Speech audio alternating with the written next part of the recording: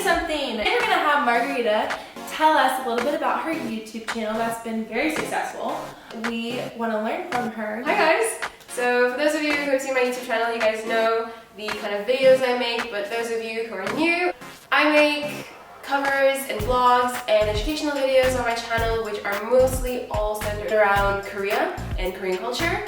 I am currently learning Korean on my own since God knows how long. I've been always doing it on my own, online, using all these kind of resources, so I started a language learning segment where I'm helping everyone who's in the same boat as me learn Korean. I'm really into K-pop, so I make lots of K-pop covers, and yeah, sometimes I vlog and make random videos about life and my adventures here in London.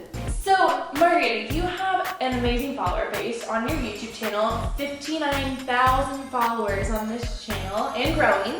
Tell us your secrets, like how do you acquire that big of a following base and what's some tips you have? Magic formula. Yeah. I'd say there isn't any magic involved, and the most important tip I guess I can give is not to care about how many followers you have. It's not about the numbers, it's not about how popular you are or how many views you get. It's about the message that you're trying to put out there. You have to stay true to your persona, you have to stay true to what your channel embodies, and you shouldn't spread yourself too thin as well. Like, if you are going to be a DIY channel, be a DIY channel. I think that's something that's really important to remember because, I mean, just with our culture, you know, it's all about how many likes can I get, how many people want to see me. It's more about like, how can I present this image of myself to the world and make them like it? Whereas, you know, if you just have a passion about something like learning language and, you know, covers and songs and combining those two passions and doing it really at the end of the day to like share what you have learned so other people can know it, and because you've enjoyed it, that's when you're successful. Let's go more technical. YouTube. For people who are new to YouTube, myself, I maybe have like one video on YouTube.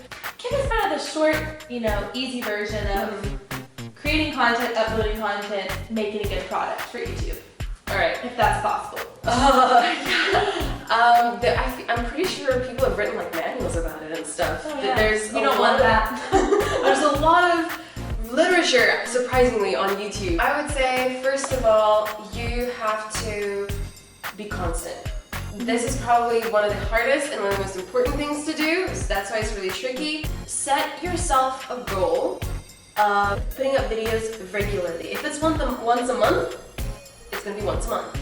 If it's once a week, it's a little harder, you know, do it once a week, but as long as you're letting your audience know that there is going to be a next video, you create the anticipation. Okay, in terms of your equipment, I would say it doesn't really matter what you use, because I mean nowadays even smartphones, like the latest smartphones, their cameras are iPhones are great. Brilliant. Samsung, any kind of like Android, Apple, anything.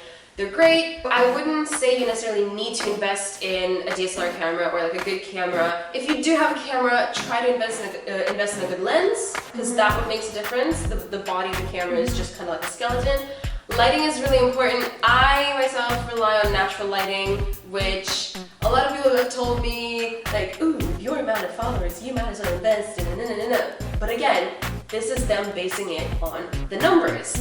I don't care about the numbers. My videos are the way they are and people like them the way they are. So I'm not going to change that necessarily just because of a certain number. In terms of editing, I would say stick to whatever software you're comfortable with. You don't have to be a pro editor. I use iMovie. Okay. I'm very proud of saying that I use iMovie. I've developed a certain style of how I edit. I try to not overwhelm my audience with like special effects and like music changes and all these like little things. I see a lot of other vloggers, like professional vloggers do. I don't do that because I'm not cool enough. But it's also, I don't need it, because for me, again, it's the message in my videos that's more important rather than the package.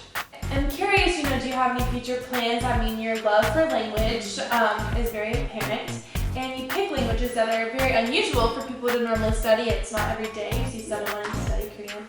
Is there any other languages you'd like to take up? Where do you see yourself in like 5 years? Ooh, where do I see myself in 5 years? That's scary. I don't know. Okay, in terms of my YouTube career, I'd say. I would like to continue with my language learning videos. I realized that I have an affinity for sharing knowledge with other people and just kind of creating this community of like-minded people who are so excited about like, oh my god, you explained this so well, oh my god, I finally get this. Like, this feels amazing to me, so I really want to develop this. I might start doing other languages learning videos, so maybe not weekly Korean, but weekly some other language. In terms of what languages I might want to start learning, I would say it may sound really strange and kind of out of nowhere, but Armenian is a language that I've taken interest in. Maybe Armenian. So everyone, I just want to say thank you, Margarita, for coming on 20 Something today. The link to her YouTube channel will be below. Also, this is a new series I've started. It's about features of people in their 20s who are doing really cool things, and we want to learn what they're up to and, you know, how they got into their awesome habits and how they're being successful at them. So thank you so much for tuning in, and see you next time.